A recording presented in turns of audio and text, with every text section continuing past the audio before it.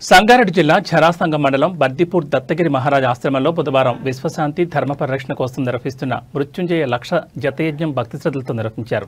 జిల్లా ఎస్పీ పరితోష్ పంకజ్ హాజరై ప్రత్యేక పూజలు నిర్వహించారు. ఆలయంలో నిర్వహించిన మహామృత్యుంజయ లక్ష జప యజ్ఞానికి హాజరయ్యారు. వారికి ముందుగా ఆలయ రాజగోపురం వద్ద అర్చకులు పూర్ణకుంభంతో ఘనంగా స్వాగతం పలికారు.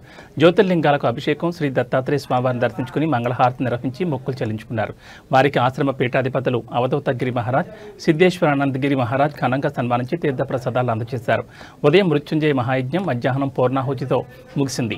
భక్తులకు పొట్టిపల్లి గ్రామస్తులు అన్నదాన కార్యక్రమం నిర్వహించారు. పూజల్లో భక్తులు పెద్ద సంఖ్యలో పాల్గొన్నారు.